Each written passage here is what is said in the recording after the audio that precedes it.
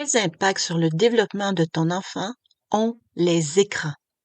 Et pourquoi? Et comment gérer le temps d'écran?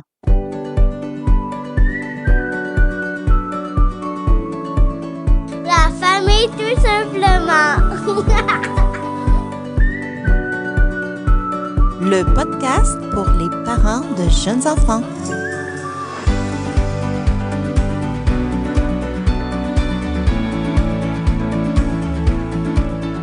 Bienvenue dans cet espace pour toi qui souhaite donner le meilleur à ton enfant.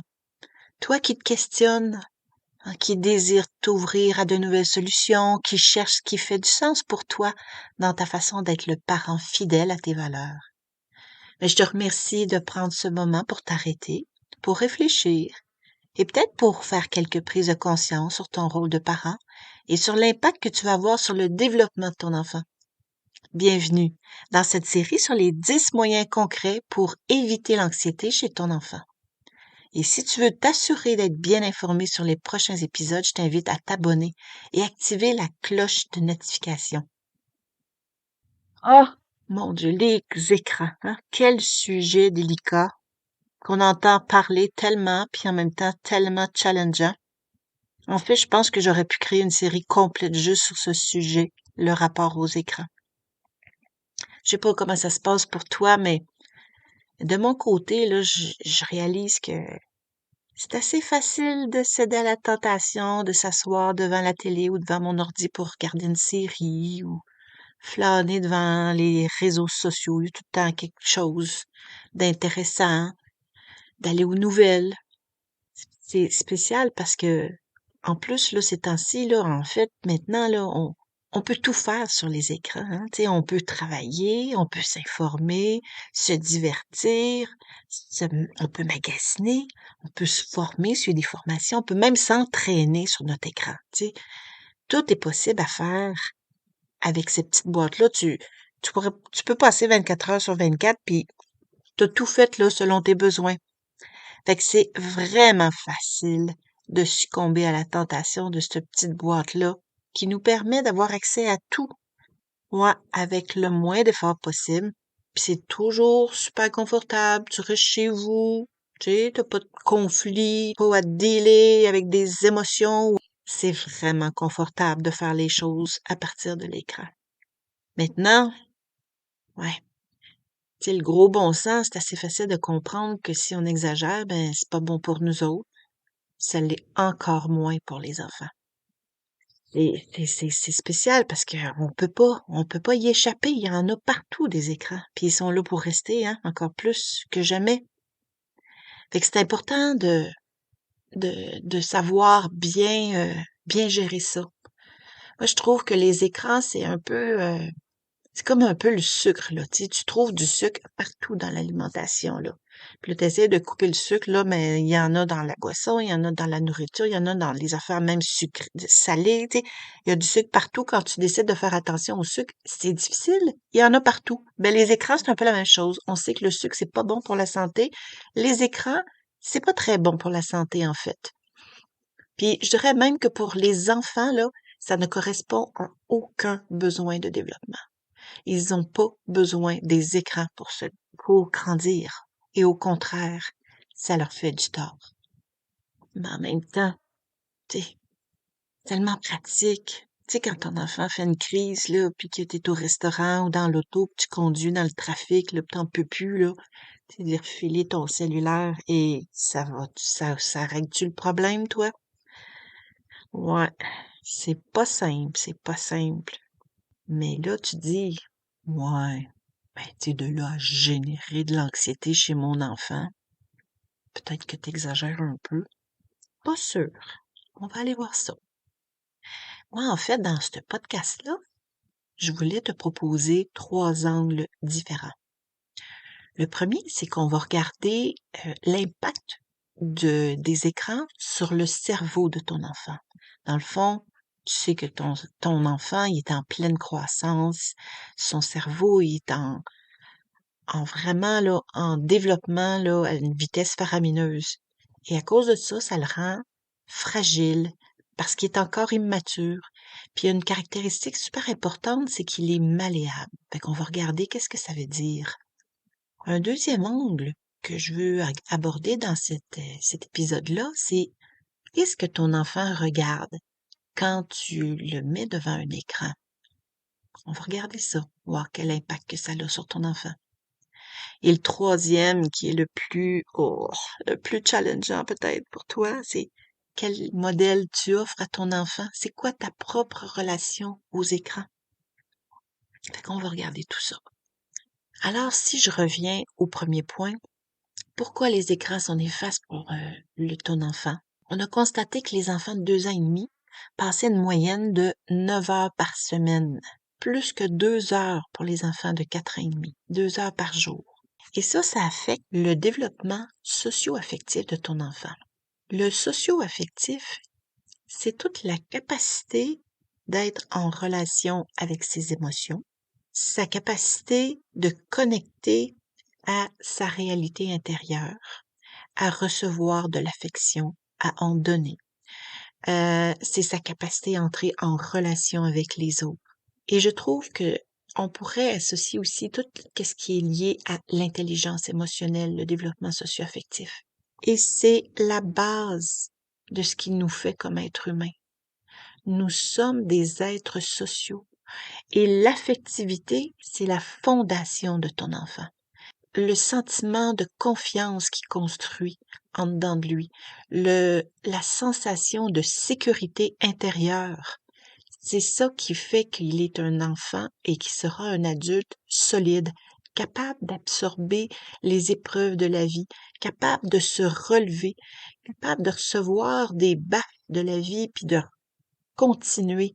C'est sa sécurité intérieure qui est liée à sa dimension affective. Et son exposition aux écrans vient toucher à ça. On a observé que il y a de plus en plus d'enfants qui ont de l'agressivité dans les relations avec les autres enfants. Qu'on a observé que depuis, particulièrement avec la pandémie, le confinement, les enfants sont plus devant les écrans et les rapports sociaux, il y a plus d'immaturité. Fait que juste pour ça, c'est énorme comme impact. Ça va transformer sa capacité pour le reste de sa vie à faire face aux obstacles, à être solide. Ben, ça se bâtit déjà là, dans la dimension affective de ton enfant, dans sa sécurité, dans sa force intérieure. Ensuite, les écrans affectent le sommeil. Par le type de lumière qui se dégage des écrans, ça vient jouer sur le cycle de sommeil et d'éveil et ça vient comme perturber ce cycle naturel-là et les enfants dorment moins bien quand ils sont exposés aux écrans. Quand on est devant un écran, on bouge pas beaucoup. Hein? Alors là, ça augmente les risques d'embonpoint parce que ça va générer des habitudes de sédentaire. J'aime mieux regarder le sport assis devant mon écran plutôt que d'aller courir après un ballon sur le terrain. Au moins, j'ai pas le risque de pas me sentir bon, de pas me sentir adéquat, de pas avoir de problème de prendre ma place dans une équipe de football ou de soccer, tu sais. Ben si je suis assis devant mon écran, j'ai pas à challenger ces défis relationnels-là. Un autre élément important, c'est qu'on a observé que peu importe l'émission, le jeu éducatif que vous allez trouver sur un écran, sur un ordinateur, jamais, jamais, jamais ça va remplacer le fait d'apprendre en interaction avec une autre personne. Jamais un enfant n'apprend aussi bien que quand il est en interaction avec toi comme parent ou avec son éducatrice ou avec une enseignante. Donc, les interactions sont fondamentales pour que ton enfant apprenne. Et devant un écran, il n'y a pas d'interaction. Non, il fait juste comme être hypnotisé par l'écran. En fait, pour les enfants de 2 ans et moins, il faudrait jamais qu'ils soient devant un écran. C'est pas compliqué. Leur cerveau est malléable. Ça veut dire ça que il est comme de la pâte à modeler. On peut imaginer la pâte à modeler, comment on peut la transformer ou de l'argile, hein? On peut transformer la forme et tout ça. Et là, devant un écran, je sais pas si vous avez déjà réalisé, mais les images défilent à un rythme de 2 à 3 secondes.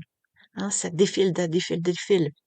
Alors, lui, quand il est exposé devant un écran, ben, il est exposé à cette stimulation qui est pas correspondante à la réalité.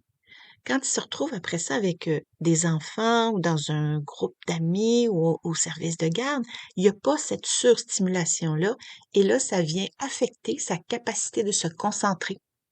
Le déficit d'attention va être exacerbé par son exposition aux écrans parce que son cerveau devient comme habitué à avoir cette surstimulation-là et il s'épuise. Alors, plus il y a de temps d'écran, plus l'enfant va avoir de la difficulté à se concentrer, à porter son attention sur une chose à la fois et il va avoir également de la difficulté à contrôler ses émotions et ses comportements puisque c'est lié à l'attention. Le cerveau est également immature, fait qu'il ne peut pas faire comme une sélection, réfléchir sur ce qu'il observe. Jusqu'à l'âge de 7 ans, le cerveau est en mode comme s'il était sous hypnose, ce qu'il est plus en mode je suis en train de me programmer.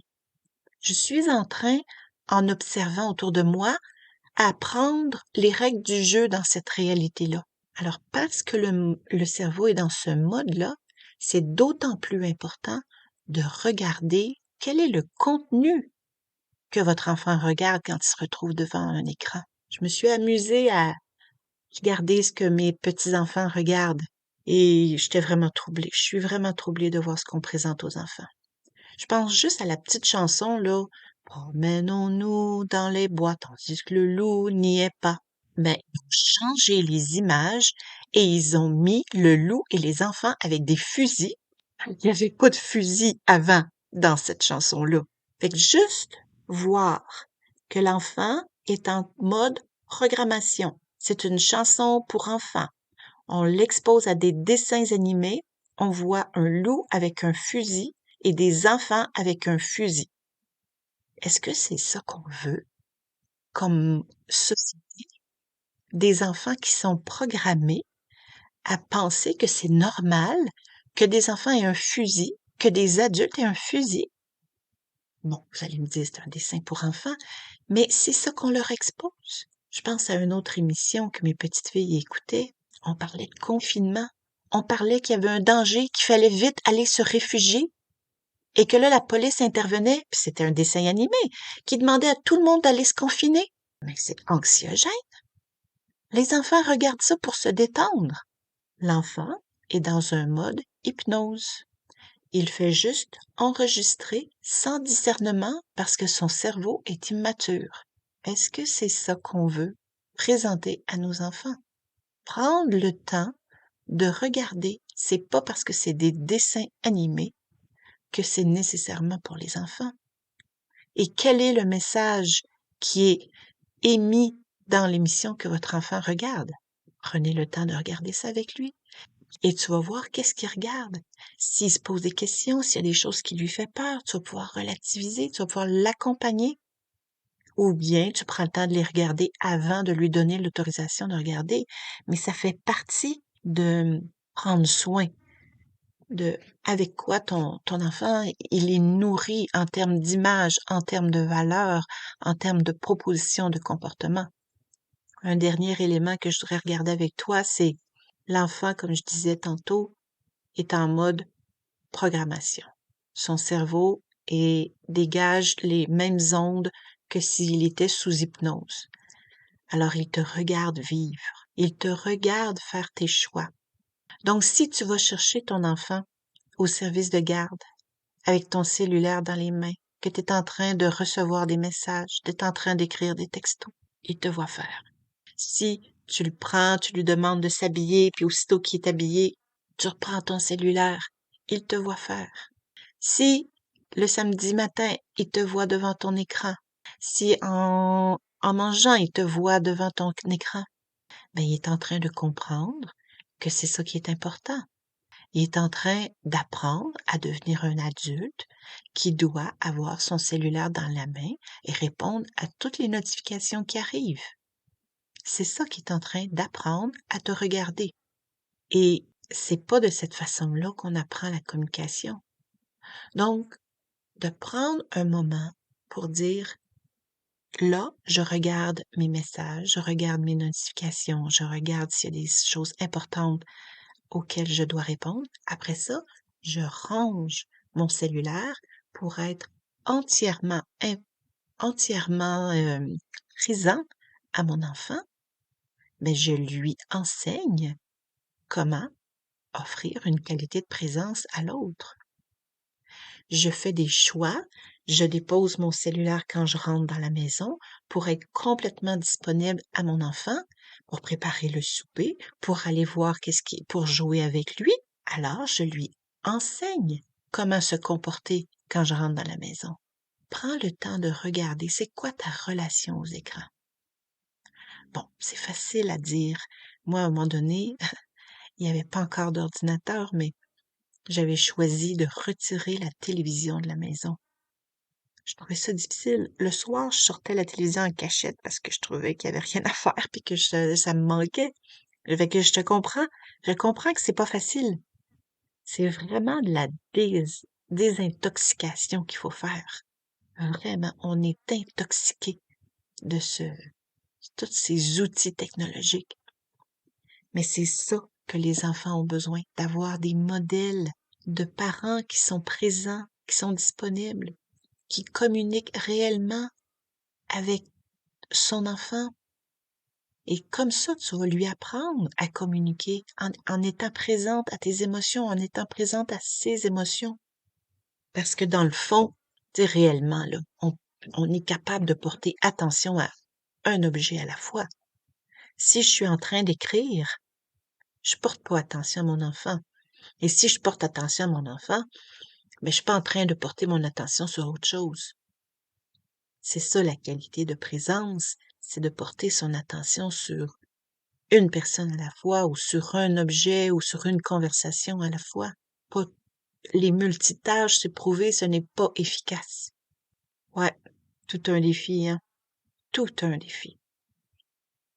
Avec des moyens concrets qui vont correspondre réellement aux besoins de ton enfant. Mais c'est toutes les occasions d'être en interaction réelle, humaine, avec des vraies personnes. Parce qu'il aime être en contact avec toi. Il aime être en contact avec d'autres enfants pour aller jouer. Et moi, je t'encourage à, quand tu rentres dans la maison, de déposer ton cellulaire, je sais pas, dans une petite boîte et d'y revenir quand les enfants sont couchés pour prendre le temps de préparer le repas et d'être présent à lui. Privilégier, hein, après ça, de regarder quel contenu d'émissions ou d'activités éducatives je vais offrir à mon enfant si je lui permets de regarder, d'avoir un temps d'écran, de l'accompagner dans qu'est-ce qu'il regarde pour lui expliquer, répondre à ses questions. Et surtout, ne pas permettre d'écran durant les repas ou avant d'aller se coucher puisque ça perturbe le sommeil. Des petits moyens concrets. Et quand les enfants sont couchés, là, tu te permets d'aller voir ton cellulaire, d'aller voir ton portable pour les messages, les réseaux sociaux. Alors, en résumé, dans ce podcast, on a vu que le cerveau qui est immature et qui est très malléable, mais ça fait que les écrans ont un impact très important et nocif sur le développement de ton enfant. Et que si ton enfant a un temps d'écran dans la journée, de prendre le temps de vérifier c'est quoi le contenu avec lui pour baliser les choix des émissions qu'il va regarder ou des activités ou des jeux qu'il va faire. Répondre à ses questions, aux besoins. Je t'invite aussi à observer ton propre rapport aux écrans pour saisir le genre de modèle que t'offres à ton enfant. Finalement, c'est d'encourager les jeux et les jouets qui sont non numériques, d'aller jouer dehors, d'aller jouer avec des objets de la nature, avec d'autres enfants. C'est toujours gagnant si tu veux que ton enfant développe des habiletés sociales et affectives qui vont lui être utiles pour le reste de sa vie. Alors, dans le prochain épisode, on va voir justement comment aller jouer ou aller dehors a un impact pour réduire l'anxiété de ton enfant. Alors, si le contenu de ce podcast a fait du sens pour toi, t'as trouvé de la valeur, ben, je t'invite à le partager autour de toi. Peut-être qu'ainsi tu pourras aider d'autres parents, toi aussi, et me soutenir dans ma mission. Je te remercie à l'avance. J'espère te retrouver pour les prochains épisodes dans cette série toute spéciale sur les 10 moyens concrets pour éviter l'anxiété chez ton enfant. Alors prends bien soin de toi. Ton enfant a besoin de toi.